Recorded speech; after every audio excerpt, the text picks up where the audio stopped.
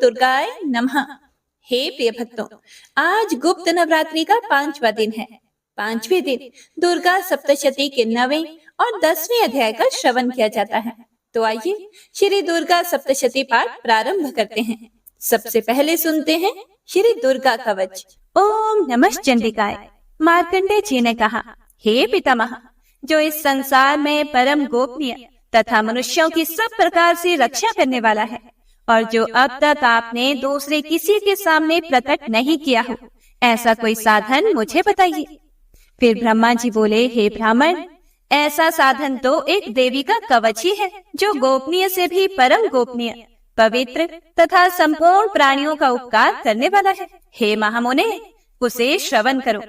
देवी की 9 मूर्तियां हैं, जिन्हें नव दुर्गा कहते हैं। उनके पृथक पृथक नाम बतलाए जाते हैं। प्रथम नाम शैलपुत्री है, दूसरी मूर्ति का नाम ब्रह्मचारिणी है, तीसरा स्वरूप चंद्रघंटा के नाम से प्रसिद्ध है, चौथी मूर्ति को कुष्मांडा कहते हैं, 5वीं दुर्गा का नाम स्कंद माता है, देवी के छठे रूप को कात्यायनी कहते हैं, 7वां कालरात्रि और 8वां स्वरूप महागौरी के नाम से प्रसिद्ध है, 9वीं दुर्गा का नाम सिद्धिदात्री है। ये सब नाम सर्वज्ञ महात्मा वेद भगवान के द्वारा ही प्रतिपादित हुए हैं। जो मनुष्य अग्नि में जल रहा हो, रणभूमि में शत्रुओं से घिर गया हो, विषम संकट में फंस गया हो तथा इस प्रकार भय से आतुर होकर जो भगवती दुर्गा की शरण में प्राप्त हुए हो, उनका कभी कोई अमंगल नहीं होता। युद्ध के समय संकट में पड़ने पर भी उनके ऊपर कोई विपत्ति दिखाई नहीं देती। उन्हें शोक, दुख और भय की प्राप्ति नहीं होती। जिन्होंने भक्ति पूर्वक देवी का स्मरण किया है, उनका निश्चय ही अभ्युदय होता है। हे देवेश्वरी, जो आपका चिंतन करते हैं, उनकी आप निस्संदेह रक्षा करती हो। चामुंडा देवी प्रेत पर आरूढ़ होती हैं, वाराही भैंसे पर सवारी करती हैं, ऐन्द्री का वाहन ऐरावत हाथी है, वैष्णवी देवी गरुड़ पर ही आसन जमाती हैं, माहेश्वरी वृषभ पर आरूढ़ होती हैं, कौमारी का वाहन मयूर है, भगवान विष्णु की प्रियतमा लक्ष्मी देवी कमल के आसन पर विराजमान है और हाथों में कमल धारण किए हुए हैं। वृषभ पर आरूढ़ ईश्वरी देवी ने श्वेत रूप धारण कर रखा है। ब्राह्मी देवी हंस पर बैठी हुई है और सब प्रकार के आभूषणों से विभूषित है। इस प्रकार ये सभी माताएं सब प्रकार की योग शक्तियों से संपन्न है। इनके सिवा और भी बहुत सी देवियां हैं, जो अनेक प्रकार के आभूषणों की शोभा से युक्त तथा नाना प्रकार के रत्नों से सुशोभित हैं। ये संपूर्ण देवियां क्रोध में भरी हुई हैं और भक्तों की रक्षा के लिए रथ पर बैठी दिखाई देती हैं। ये शंख, चक्र, गदा, शक्ति, हल और मुसल, खेटक और तोमर, परशु तथा पाश, कुंत और त्रिशूल एवं उत्तम शरंग, धनुष आदि अस्त्र शस्त्र अपने हाथों में धारण करती हैं। दैत्यों का शरीर का नाश करना, भक्तों को अभयदान देना और देवताओं का कल्याण करना, यही उनके शस्त्र धारण का उद्देश्य है। महान रौद्र रूप, अत्यंत घोर पराक्रम, महान बल और महान उत्साह वाली हे देवी, आप महान भय का नाश करने वाली हो। आपको नमस्कार है। आपकी ओर देखना भी कठिन है। शत्रुओं का भय बढ़ाने वाली हे जगदम्बिके, मेरी रक्षा करो। पूर्व दिशा में ऐन्द्री शक्ति मेरी रक्षा करे, अग्नि कोण में अग्नि शक्ति, दक्षिण दिशा में वाराही तथा नृत्य कोण में खड्गधारिणी मेरी रक्षा करे, पश्चिम दिशा में वारुणी और वायव्य कोण में मृग पर सवारी करने वाली देवी मेरी रक्षा करे, उत्तर दिशा में कौमारी और ईशान कोण में शूल धारिणी देवी रक्षा करे। हे ब्रह्माणी, आप ऊपर की ओर से मेरी रक्षा करो और वैष्णवी देवी नीचे की ओर से मेरी रक्षा करें। इसी प्रकार शव को अपना वाहन बनाने वाली चामुंडा देवी 10 दिशाओं में मेरी रक्षा करे। जया आगे से और विजया पीछे की ओर से मेरी रक्षा करे। वाम भाग में अजिता और दक्षिण भाग में अपराजिता रक्षा करे। उद्योतिनी शिखा की रक्षा करे। उमा मेरे मस्तक पर विराजमान होकर रक्षा करे। ललाट में मालाधरी रक्षा करे। और यशस्विनी देवी मेरी भुजाओं का संरक्षण करे। भुजाओं के मध्य भाग में त्रिनेत्रा और नथुनों की यम घंटा देवी रक्षा करे। दोनों नेत्रों के मध्य भाग में शंखिनी और कानों में द्वारवासिनी रक्षा करे। कालिका देवी कपोलों की तथा भगवती शांकरी कानों के मूल भाग की रक्षा करे। नासिका में सुगंधा और ऊपर के ओंठ में चर्चिका देवी रक्षा करे। नीचे के ओंठ में अमृत कला तथा जिह्वा में सरस्वती देवी रक्षा करे। कौमारी दांतों की और चंडिका कंठ प्रदेश की रक्षा करे। चित्र घंटा गले की घाटी की और महामाया तालू में रहकर रक्षा करे। कामाक्षी ठोडी की और सर्वमंगला मेरी वाणी की रक्षा करे।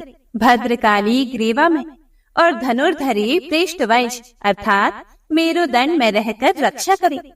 कंठ के बाहरी भाग में नील ग्रीवा और कंठ की नली में नलकुबरी रक्षा करे। दोनों कंधों में खड़ंगिनी और मेरे दोनों भुजाओं की वज्रधारिणी रक्षा करे। दोनों हाथों में दंडिनी और उंगलियों में अंबिका रक्षा करे। शूलेश्वरी नखों की रक्षा करे। कुलेश्वरी कुक्षी अर्थात पेट में रहकर रक्षा करे। महादेवी दोनों स्तनों की और शोक विनाशिनी देवी मन की रक्षा करे। ललिता देवी हृदय में और शूल धारिणी उदर में रहकर रक्षा करे। नाभि में कामिनी और गुह्य भाग की गुहेश्वरी रक्षा करे। पूतना और कामिका लिंग की और महिषवाहिनी गुदा की रक्षा करे। भगवती कटी भाग में और विंध्यवासिनी घुटनों की रक्षा करे। संपूर्ण कामनाओं को देने वाली महाबला देवी दोनों पिंडलियों की रक्षा करे।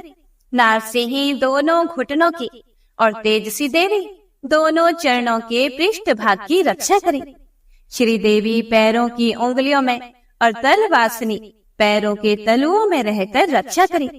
अपनी दाढ़ों के कारण भयंकर दिखाई देने वाली दंष्ट्रा कराली देवी नखों की और उधर्व केशिनी देवी केशों की रक्षा करे।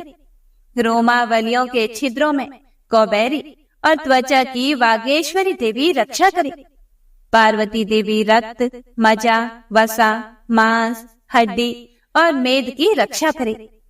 आंतों की काल रात्रि और पित्त की मुक्तेश्वरी रक्षा करे। मूलाधार आदि कमल कोशों में पद्मावती देवी और कप में चूड़ामणि देवी स्थित होकर रक्षा करे। नख के तेज की ज्वालामुखी रक्षा करे। जिसका किसी भी अस्त्र से भेदन नहीं हो सकता, वह अभेद्य देवी शरीर की समस्त संधियों में रहकर रक्षा करे। हे ब्रह्माणी, आप मेरे वीर्य की रक्षा करें। छत्रेश्वरी छाया की तथा धर्म धारिणी देवी मेरे अहंकार, मन और बुद्धि की रक्षा करे। हाथ में वज्र धारण करने वाली वज्रहस्ता देवी मेरे प्राण, अपान, व्यान, उदान और समान वायु की रक्षा करे। कल्याण से शोभित होने वाली भगवती कल्याण शोभना मेरे प्राण की रक्षा करे। रस, रूप, गंध, शब्द और स्पर्श इन विषयों का अनुभव करते समय योगिनी देवी रक्षा करे तथा सत्व गुण, रजोगुण और तमोगुण की रक्षा सदा नारायणी देवी करे। वाराही आयु की रक्षा करे, वैष्णवी धर्म की रक्षा करे तथा चक्रणी अर्थात चक्र धारण करने वाली देवी यश, कीर्ति, लक्ष्मी, धन तथा विद्या की रक्षा करे। हे इंद्राणी, आप मेरे गोत्र की रक्षा करें। हे चंडिके, आप मेरे पशुओं की रक्षा करो। महालक्ष्मी पुत्रों की रक्षा करें और भैरवी पत्नी की रक्षा करें। मेरे पथ की सुपथा तथा मार्ग की क्षेम करी रक्षा करें। राजा के दरबार में महालक्ष्मी रक्षा करे तथा सब ओर व्याप्त रहने वाली विजया देवी संपूर्ण भयों से मेरी रक्षा करे। हे देवी, जो स्थान कवच में नहीं कहा गया है, अतएव रक्षा से रहित है, वह सब आपके द्वारा सुरक्षित हो, क्योंकि आप विजयशालिनी और पाप नाशिनी हो। हे प्रिय भक्तों, यदि मनुष्य अपने शरीर का भला चाहे तो बिना कवच के कहीं एक पग भी न जाए। कवच का पाठ करके ही यात्रा करे। कवच के द्वारा सब ओर से सुरक्षित मनुष्य जहाँ जहाँ भी जाता है वहाँ वहाँ उसे धन लाभ होता है तथा संपूर्ण कामनाओं की सिद्धि करने वाली विजय की प्राप्ति होती है। वह जिस जिस अभीष्ट वस्तु का चिंतन करता है उसको निश्चय ही प्राप्त कर लेता है। वह पुरुष इस पृथ्वी पर तुलना रहित महान ऐश्वर्य का भागी होता है। कवच से सुरक्षित मनुष्य निर्भय हो जाता है। युद्ध में उसकी पराजय नहीं होती तथा वह तीनों लोकों में पूजनीय होता है। देवी का यह कवच देवताओं के लिए भी दुर्लभ है। जो प्रतिदिन नियम पूर्वक तीनों संध्याओं के समय श्रद्धा के साथ इसका पाठ करता है उसे दैवी कला प्राप्त होती है तथा वह तीनों लोकों में कहीं भी पराजित नहीं होता। इतना ही नहीं, वह अपमृत्यु से रहित होकर 100 से भी अधिक वर्षों तक जीवित रहता है। मकरी, चेचक और कोढ़ आदि उसकी संपूर्ण व्याधियां नष्ट हो जाती हैं। कन्नेर, भांग, अफीम, धतूरे आदि का स्थावर विष, सांप और बिच्छू आदि के काटने से चढ़ा हुआ जंगम विष तथा अहिफेन और तेल के संयोग आदि से बनने वाला कृत्रिम विष, ये सभी प्रकार के विष दूर हो जाते हैं। उनका कोई असर नहीं होता। इस पृथ्वी पर मारण, मोहन आदि जितने अभिचारिक प्रयोग होते हैं तथा इस प्रकार के जितने मंत्र यंत्र होते हैं वे सब इस कवच को हृदय में धारण कर लेने पर उस मनुष्य को देखते ही नष्ट हो जाते हैं। ये ही नहीं, पृथ्वी पर विचरने वाले ग्राम देवता, आकाशचारी देव विशेष, जल के संबंध से प्रकट होने वाले गण, उपदेश मात्र से सिद्ध होने वाले निम्न कोटि के देवता, अपने जन्म के साथ प्रकट होने वाले देवता, कुल देवता, माला, डाकिनी, शाकिनी, अंतरिक्ष में विचरने वाली अत्यंत बलवती भयानक डाकनिया, ग्रह, भूत, पिशाच, यक्ष, गंधर्व, राक्षस, ब्रह्म राक्षस, बेताल, कुष्मांड और भैरव आदि अनिष्टकारक देवता भी हृदय में कवच धारण किए रहने पर उस मनुष्य को देखते ही भाग जाते हैं। कवचधारी पुरुष को राजा से सम्मान वृद्धि प्राप्त होती है। यह कवच मनुष्य के तेज की वृद्धि करने वाला और उत्तम है। कवच का पाठ करने वाला पुरुष अपनी कीर्ति से विभूषित भूतल पर अपने सुयश के साथ साथ वृद्धि को प्राप्त होता है। जो पहले कवच का पाठ करके उसके बाद सप्तशती चंडी का पाठ करता है, उसकी जब तक वन, पर्वत और काननों सहित यह पृथ्वी टिकी रहती है तब तक यहाँ पुत्र, पौत्र आदि संतान परंपरा बनी रहती है। फिर देह का अंत होने पर वह पुरुष भगवती महामाया के प्रसाद से उस नित्य परम पद को प्राप्त होता है जो देवताओं के लिए भी दुर्लभ है। वह सुंदर दिव्य रूप धारण करता है और कल्याणमय शिव के साथ आनंद का भागी होता है। इति श्री दुर्गा कवच संपूर्ण। अर्गला स्तोत्र। ओम नमः चंडिकाय। ओम जयंती मंगला काली भद्रकाली कपालिनी दुर्गा क्षमा शिवा धात्री स्वाहा स्वधा नमस्तुते। मार्कंडेय जी कहते हैं, जयंती, मंगला, काली, भद्रकाली, कपालिनी, दुर्गा, क्षमा, शिवा, धात्री, स्वाहा और स्वधा, इन नामों से प्रसिद्ध हे जगदम्बिके, आपको मेरा नमस्कार हो। हे देवी चामुंडे, आपकी जय हो। संपूर्ण प्राणियों की पीड़ा हरने वाली हे देवी, आपकी जय हो। सब में व्याप्त रहने वाली हे देवी, आपकी जय हो। हे कालरात्रि, आपको नमस्कार है। मधु और कैटभ को मारने वाली तथा ब्रह्मा जी को वरदान देने वाली हे देवी, आपको नमस्कार है। आप मुझे रूप दो, जय दो, यश दो और काम क्रोध आदि शत्रुओं का नाश करो। महिषासुर का नाश करने वाली तथा भक्तों को सुख देने वाली हे देवी, आपको नमस्कार है। आप रूप दो, जय दो, यश दो और काम क्रोध आदि शत्रुओं का नाश करो। रक्त बीज का वध और चंड मुंड का विनाश करने वाली हे देवी, आप रूप दो, जय दो, यश दो और काम क्रोध आदि शत्रुओं का नाश करो। शुंभ और निशुंभ तथा धूम्रलोचन का मर्दन करने वाली हे देवी, आप रूप दो, जय दो, यश दो और काम क्रोध आदि शत्रुओं का नाश करो। सबके द्वारा वंदित युगल चरणों वाली तथा संपूर्ण सौभाग्य प्रदान करने वाली हे देवी, आप रूप दो, जय दो, यश दो और काम क्रोध आदि शत्रुओं का नाश करो। हे देवी, आपके रूप और चरित्र अचिंत्य है। आप समस्त शत्रुओं का नाश करने वाले हो। रूप दो, जय दो, यश दो और काम क्रोध आदि शत्रुओं का नाश करो।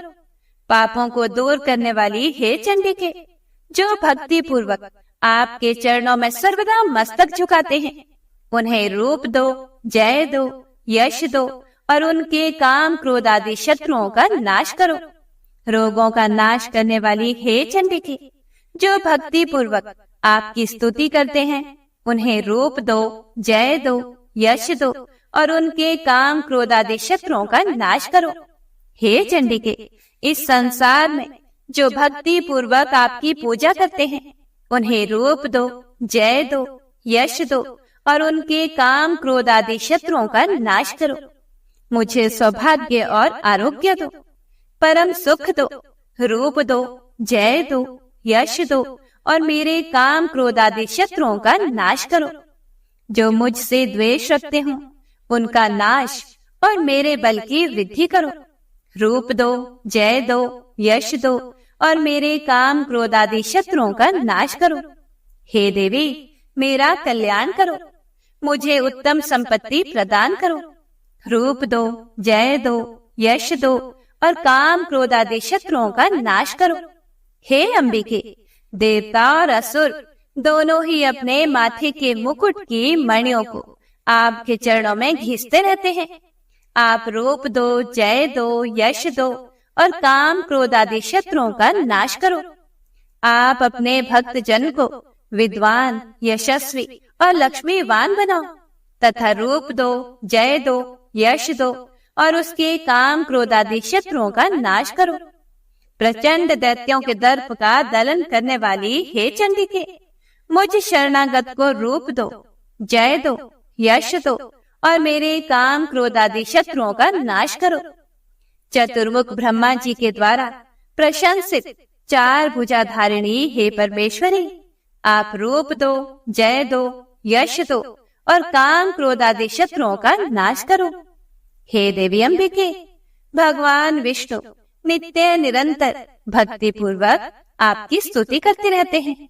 आप रूप दो, जय दो, यश दो और काम क्रोध आदि शत्रुओं का नाश करो। हिमालय कन्या पार्वती के पति महादेव जी के द्वारा प्रशंसित होने वाली हे परमेश्वरी, आप रूप दो, जय दो, यश दो और काम क्रोध आदि शत्रुओं का नाश करो। शचीपति इंद्र के द्वारा सद्भाव से पूजित होने वाली हे परमेश्वरी, आप रूप दो, जय दो, यश दो और काम क्रोध आदि शत्रुओं का नाश करो। प्रचंड भुज दंडों वाले दैत्यों का घमंड चोर चोर करने वाली हे देवी, आप रूप दो, जय दो, यश दो और काम क्रोध आदि शत्रुओं का नाश करो। हे देवी अंबिके, आप अपने भक्त जनों को सदा असीम आनंद प्रदान करती रहती हो। मुझे रूप दो, जय दो, यश दो और मेरे काम क्रोध आदि शत्रुओं का नाश करो। मन की इच्छा के अनुसार चलने वाली मनोहर पत्नी प्रदान करो, जो दुर्गम संसार सागर से तारने वाली तथा उत्तम कुल में उत्पन्न हुई हो। जो मनुष्य इस स्तोत्र का पाठ करके सप्तशती रूपी महास्तोत्र का पाठ करता है, वह सप्तशती की जप संख्या से मिलने वाले श्रेष्ठ फल को प्राप्त होता है और साथ ही वह प्रचुर संपत्ति भी प्राप्त कर लेता है। इति श्री अर्कला स्तोत्र संपूर्ण कीलक स्तोत्र। ओम नमः चंडिकाय। मार्कंडे जी कहते हैं, विशुद्ध ज्ञान ही जिनका शरीर है, तीनों वेद ही जिनके तीन दिव्य नेत्र हैं, जो कल्याण प्राप्ति के हेतु हैं तथा अपने मस्तक पर अर्ध चंद्र का मुकुट धारण करते हैं, उन भगवान शिव को नमस्कार है। मंत्रों का जो अभिकीलक है, अर्थात मंत्रों की सिद्धि में विघ्न उपस्थित करने वाले शाप रूपी कीलक का जो निवारण करने वाला है, उस सप्तशती स्तोत्र को संपूर्ण रूप से जानना चाहिए और जानकर उसकी उपासना करनी चाहिए। यद्यपि सप्तशती के अतिरिक्त अन्य मंत्रों के जप में भी जो निरंतर लगा रहता है वह भी कल्याण का भागी होता है। उसके भी उच्चाटन आदि कर्म सिद्ध होते हैं तथा उसे भी समस्त दुर्लभ वस्तुओं की प्राप्ति हो जाती है। तथापि जो अन्य मंत्रों का जप ना करके केवल इस सप्तशती नामक स्तोत्र से ही देवी की स्तुति करते हैं, उन्हें स्तुति मात्र से ही सच्चिदानंद स्वरूपिणी देवी सिद्ध हो जाती हैं। उन्हें अपने कार्य की सिद्धि के लिए मंत्र, औषधि तथा अन्य किसी साधन के उपयोग की आवश्यकता नहीं रहती। बिना जप के ही उनके उच्चाटन आदि समस्त अभिचारिक कर्म सिद्ध हो जाते हैं। इतना ही नहीं, उनकी संपूर्ण अभीष्ट वस्तुएं भी सिद्ध होती हैं। लोगों के मन में यह शंका थी कि जब केवल सप्तशती की उपासना से अथवा सप्तशती को छोड़कर अन्य मंत्रों की उपासना से भी समान रूप से सब कार्य सिद्ध होते हैं, तब इनमें श्रेष्ठ कौन सा साधन है? लोगों की शंका को सामने रखकर भगवान शंकर ने अपने पास आए हुए जिज्ञासुओं को समझाया कि यह सप्तशती नामक संपूर्ण स्तोत्र ही सर्वश्रेष्ठ एवं कल्याणमय है। उसके बाद भगवती चंडिका के सप्तशती नामक स्तोत्र को महादेव जी ने गुप्त कर दिया। सप्तशती के पाठ से जो पुण्य प्राप्त होता है उसकी कभी समाप्ति नहीं होती, किंतु अन्य मंत्रों के जप जन्य पुण्य की समाप्ति हो जाती है। इसीलिए भगवान शिव ने अन्य मंत्रों की अपेक्षा जो सप्तशती की ही श्रेष्ठता का निर्णय किया, उसे यथार्थ ही जानना चाहिए। अन्य मंत्रों का जप करने वाला पुरुष भी यदि सप्तशती के स्तोत्र और जप का अनुष्ठान कर ले तो वह भी पूर्ण रूप से ही कल्याण का भागी होता है। इसमें तनिक भी संदेह नहीं है। जो साधक कृष्ण पक्ष की चतुर्दशी अथवा अष्टमी को एकाग्र चित्त होकर भगवती की सेवा में अपना सर्वस्व समर्पित कर देता है और फिर उसे प्रसाद रूप से ग्रहण करता है, उसी पर भगवती प्रसन्न होती हैं, अन्यथा उनकी प्रसन्नता नहीं प्राप्त होती। इस प्रकार सिद्धि के प्रतिबंधक रूप कीलक के द्वारा महादेव जी ने इस स्तोत्र को कीलित कर रखा है। जो पूर्वोक्त रीति से निष्कीलन करके इस सप्तशती स्तोत्र का प्रतिदिन स्पष्ट उच्चारण पूर्वक पाठ करता है, वह मनुष्य सिद्ध हो जाता है, वही देवी का पार्षद होता है और वही गंधर्व भी होता है। सर्वत्र विचरते रहने पर भी इस संसार में उसे कहीं भी भय नहीं होता। वह अपमृत्यु के वश में नहीं पड़ता तथा देह त्यागने के अनंतर मोक्ष प्राप्त कर लेता है। इसीलिए कीलन को जानकर उसका परिहार करके ही सप्तशती का पाठ आरंभ करे। जो ऐसा नहीं करता उसका नाश हो जाता है। इसीलिए कीलक और निष्कीलन का ज्ञान प्राप्त करने पर ही यह स्तोत्र निर्दोष होता है और विद्वान पुरुष इस निर्दोष स्तोत्र का ही पाठ आरंभ करते हैं। स्त्रियों में जो कुछ भी सौभाग्य आदि दृष्टिगोचर होता है वह सब देवी के प्रसाद का ही फल है। इसीलिए इस कल्याणमय स्तोत्र का सदा जप करना चाहिए। इस स्तोत्र का मंद स्वर से पाठ करने पर स्वल्प फल की प्राप्ति होती है और उच्च स्वर से पाठ करने पर पूर्ण फल की सिद्धि होती है। इसीलिए उच्च स्वर से ही इसका पाठ आरंभ करना चाहिए।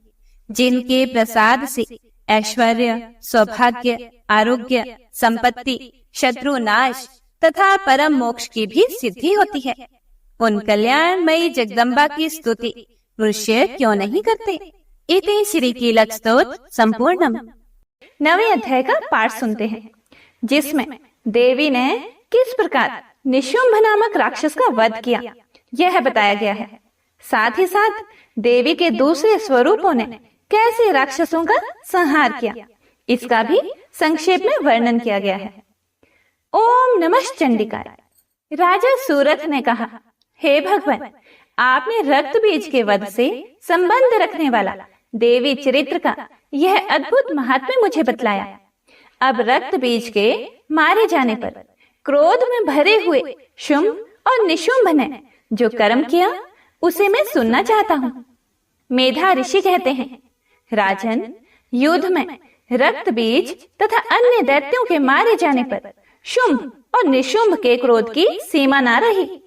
अपनी विशाल सेना इस प्रकार मारी जाती देखकर निशुंभ क्रोध में भरकर देवी की ओर दौड़ा।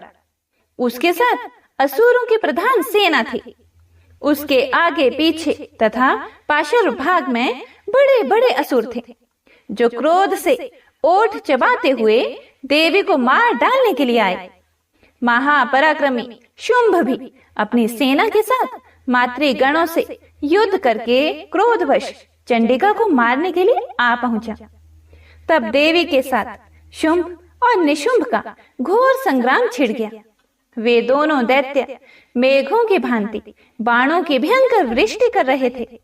उन दोनों के चलाए हुए बाणों को चंडिका ने अपने बाणों के समूह से तुरंत काट डाला और शस्त्र समूहों की वर्षा करके उन दोनों दैत्यपतियों के अंगों में भी चोट पहुंचाई। निशुंभ ने तीखी तलवार और चमकती हुई ढाल लेकर देवी के वाहन सिंह के मस्तक पर प्रहार किया। अपने वाहन को चोट पहुंचने पर देवी ने क्षुरप्र नामक बाण से निशुंभ की तलवार तुरंत ही काट डाली और उसकी ढाल को भी, जिसमें 8 चांद जड़े थे, खंड खंड कर दिया। ढाल और तलवार के कट जाने पर उस असुर ने शक्ति चलाई। देवी ने चक्र से उसके भी 2 टुकड़े कर दिए। अब तो निशुंभ क्रोध से जल उठा और उस दानव ने देवी को मारने के लिए शूल उठाया, किंतु देवी ने समीप आने पर उसे भी मुक्के से मारकर चूर कर दिया। तब उसने गदा घुमाकर चंडी के ऊपर चलाई, परंतु वह भी देवी के त्रिशूल से कटकर भस्म हो गई।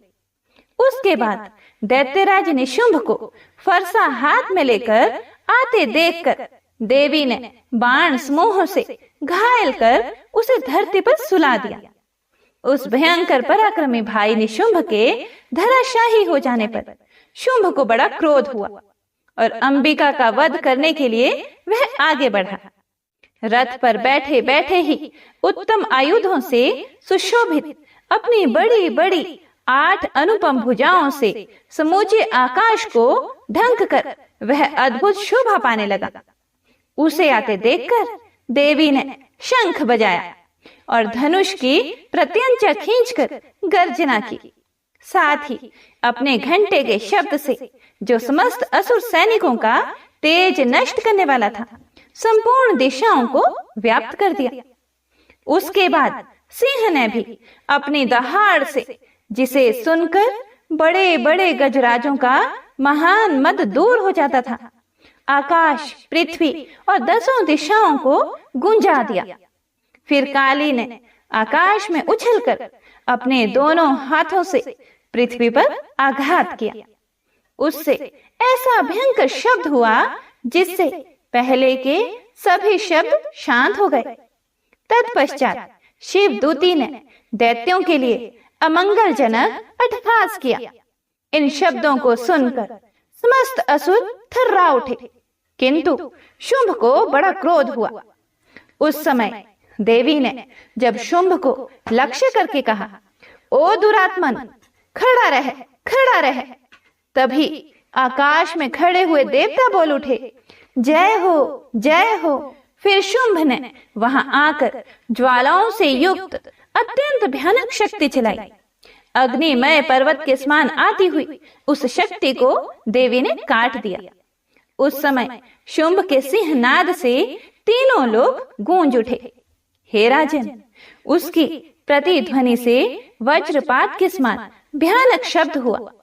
शुंभ के चलाए हुए बाणों को देवी ने और देवी के चलाए हुए बाणों को शुंभ ने सैकड़ों टुकड़े कर दिए। तब क्रोध में भरी हुई चंडिका ने शुंभ को शूल से मारा। उसके आघात से मूर्छित होकर वह पृथ्वी पर गिर पड़ा। इतने में ही निशुंभ को चेतना हुई और उसने धनुष हाथ में लेकर बाणों से देवी काली तथा सिंह को घायल कर डाला। फिर उस दैत्यराज ने 10,000 बाहें बनाकर चक्रों के प्रहार से चंडिका को आच्छादित कर दिया। तब दुर्गम पीड़ा का नाश करने वाली भगवती दुर्गा ने कुपित होकर अपने बाणों से उन चक्रों तथा बाणों को काट गिराया। यह देखकर निशुंभ दैत्य सेना के साथ चंडिका का वध करने के लिए हाथ में गदा लेकर बड़े वेग से दौड़ा। उसके आते ही चंडी ने तीखी धार वाली तलवार से उसकी गदा को शीघ्र ही काट डाला। तब उसने शूल हाथ में लिया। देवताओं को पीड़ा देने वाले निशुंभ को शूल हाथ में लिए आते देखकर चंडिका ने वेग से चलाए हुए अपने शूल से उसकी छाती छेद डाली।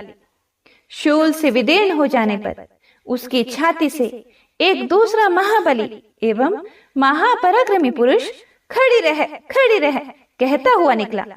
उस निकलते हुए पुरुष की बात सुनकर देवी ठठाकर हंस पड़ी और खड़ग से उन्होंने उसका मस्तक काट डाला। फिर तो वह पृथ्वी पर गिर पड़ा। उसके बाद सिंह अपनी दाढ़ों से असुरों की गर्दन कुचलकर खाने लगा। यह बड़ा भयंकर दृश्य था। और उधर काली तथा शिवदूती ने भी अन्य दैत्यों का भक्षण आरंभ कर दिया। कौमारी की शक्ति से विदीर्ण होकर कितने ही महादैत्य नष्ट हो गए। ब्रह्माणी के मंत्र युक्त जल से निस्तेज होकर कितने ही भाग खड़े हुए। कितने ही दैत्य माहेश्वरी के त्रिशूल से छिन्न भिन्न होकर धराशाही हो गए। वाराही के शस्त्रों के आघात से कितनों का पृथ्वी पर कचुम्बर निकल गया। वैष्णवी ने भी अपने चक्र से दानवों के टुकड़े टुकड़े कर डाले। ऐन्द्री के हाथ से छूटे हुए वज्र से भी कितने ही प्राणों से हाथ धो बैठे।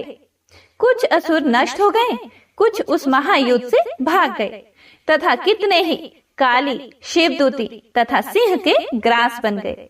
इस प्रकार श्री मार्कंडेय पुराण में सावर्णिक मनवंतर की कथा के अंतर्गत देवी महात्म्य में निशुंभ वध नामक 9वां अध्याय पूरा हुआ।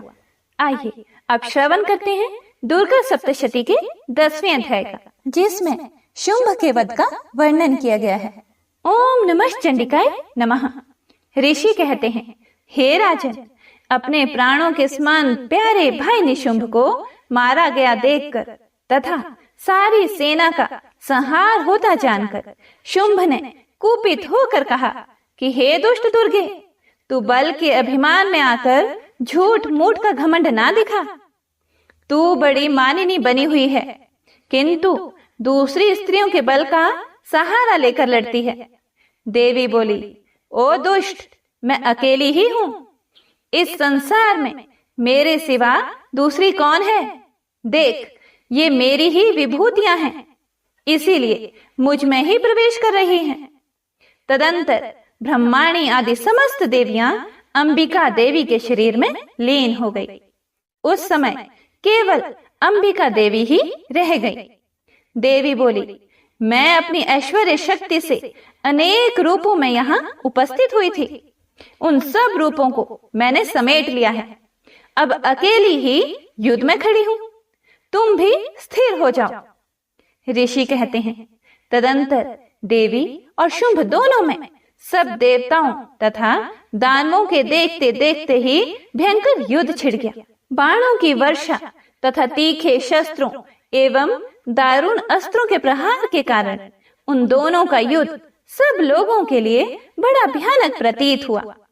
उस समय अंबिका देवी ने जो सैकड़ों दिव्य अस्त्र छोड़े, उसे दैत्यराज शुंभ ने उनके निवारक अस्त्रों द्वारा काट डाला। इसी प्रकार शुंभ ने भी जो दिव्य अस्त्र चलाए, उन्हें परमेश्वरी ने भयंकर ओंकार शब्द के उच्चारण आदि द्वारा खेल खेल में ही नष्ट कर डाला। तब उस असुर ने सैकड़ों बाणों से देवी को आच्छादित कर दिया। यह देखकर क्रोध में भरी हुई उन देवी ने भी बाण मारकर उसका धनुष काट डाला। धनुष कट जाने पर फिर दैत्यराज ने शक्ति हाथ में ली, किंतु देवी ने चक्र से उसके हाथ की शक्ति को भी काट गिराया। तत्पश्चात दैत्यों के स्वामी शुंभ ने 100 चांद वाली चमकती हुई ढाल और तलवार हाथ में लेकर उस समय देवी पर धावा किया। उसके आते ही चंडिका ने अपने धनुष से छोड़े हुए तीखे बाणों द्वारा उसकी सूर्य किरणों के समान उज्जवल ढाल और तलवार को तुरंत ही काट गिराया। फिर उस दैत्य के घोड़े और सारथी मारे गए। धनुष तो पहले ही कट चुका था। अब उसने अंबिका को मारने के लिए उद्यत होकर भयंकर मुदगर हाथ में लिया। उसे आते देखकर देवी ने अपने तीक्ष्ण बाणों से उसका मुदगर भी काट डाला। इतना होने पर भी वह असुर मुक्का तानकर बड़े वेग से देवी की ओर झपटा। उस दैत्य राज ने देवी की छाती में मुक्का मारा। तब उन देवी ने भी उसकी छाती में एक चांटा जड़ दिया। देवी का थप्पड़ खाकर दैत्यराज शुंभ पृथ्वी पर गिर पड़ा, किंतु पुनः सहसा पूर्ववत उठकर खड़ा हो गया। फिर वह उछला और देवी को ऊपर ले जाकर आकाश में खड़ा हो गया। तब चंडिका आकाश में भी बिना किसी आधार के ही शुंभ के साथ युद्ध करने लगी। उस समय दैत्य और चंडिका आकाश में एक दूसरे से लड़ने लगे। उनका वह युद्ध सिद्ध और मुनियों को विस्मय में डालने वाला हुआ। फिर अंबिका ने शुंभ के साथ बहुत देर तक युद्ध करने के बाद उसे उठाकर घुमाया और पृथ्वी पर पटक दिया। पटके जाने पर पृथ्वी पर आने के बाद वह दुष्ट आत्मा दैत्य पुनः चंडिका का वध करने के लिए उनकी ओर बड़े वेग से दौड़ा। तब समस्त दैत्यों के राजा शुंभ को अपनी ओर आते देखकर देवी ने त्रिशूल से उसकी छाती छेद कर उसे पृथ्वी पर गिरा दिया। देवी के शूल की धार से घायल होने पर उसके प्राण पखेरु उड़ गए और वह समुद्रों, द्वीपों तथा पर्वतों सहित समूची पृथ्वी को कंपाता हुआ भूमि पर गिर पड़ा। उस दुरात्मा के मारे जाने पर संपूर्ण जगत प्रसन्न एवं पूर्ण स्वस्थ हो गया तथा आकाश स्वच्छ दिखाई देने लगा। पहले जो उत्पात सूचक मेघ और उल्कापात होते थे वे सब शांत हो गए तथा उस दैत्य के मारे जाने पर नदियां भी ठीक मार्ग से बहने लगी। उस समय शुंभ की मृत्यु के बाद संपूर्ण देवताओं का हृदय हर्ष से भर गया और गंधर्वगण मधुर गीत गाने लगे और दूसरे गंधर्व बाजे बजाने लगे और अप्सराएं नाचने लगी। पवित्र वायु बहने लगी, सूर्य की प्रभा उत्तम हो गई, अग्निशाला की बुझी हुई आग अपने आप प्रज्वलित हो उठी तथा संपूर्ण दिशाओं के भयंकर शब्द शांत हो गए। इस प्रकार श्री मार्कंडेय पुराण में सावर्णिक मनवंतर की कथा के अंतर्गत देवी महात्म्य में शुंभ वध नामक 10वां अध्याय पूर्ण हुआ। ओम नमः चंडिकाय। क्षमा प्रार्थना। हे परमेश्वरी, मेरे द्वारा रात दिन सहस्त्रों अपराध होते रहते हैं। यह मेरा दास है ऐसा समझकर मेरे उन अपराधों को आप कृपा पूर्वक क्षमा करो। हे परमेश्वरी, मैं आवाहन नहीं जानती, विसर्जन करना नहीं जानती तथा पूजा करने का ढंग भी नहीं जानती, क्षमा करो। हे देवी सुरेश्वरी, मैंने जो मंत्रहीन, क्रियाहीन और भक्तिहीन पूजन किया है वह सब आपकी कृपा से पूर्ण हो। सैकड़ों अपराध करके भी जो आपकी शरण में जाकर जगदम्ब कहकर पुकारता है उसे वही गति प्राप्त होती है जो ब्रह्मा आदि देवताओं के लिए भी सुलभ नहीं है। हे जगदम्बिके, मैं अपराधी हूँ किंतु आपकी शरण में आई हूँ। इस समय दया की पात्र हूँ, आप जैसा चाहो वैसा करो। हे देवी परमेश्वरी, अज्ञान से, भूल से अथवा बुद्धि भ्रांत होने के कारण मैंने जो न्यूनता या अधिकता कर दी हो वह सब क्षमा करो और मुझ पर प्रसन्न हो। सच्चिदानंद स्वरूपा परमेश्वरी, जगन्माता कामेश्वरी, आप प्रेम पूर्वक मेरी यह पूजा स्वीकार करो और मुझ पर प्रसन्न रहो। हे देवी, हे सुरेश्वरी, आप गोपनीय से भी गोपनीय वस्तु की रक्षा करने वाली हो। मेरे निवेदन किए हुए इस जप को ग्रहण करो। आपकी कृपा से मुझे सिद्धि प्राप्त हो।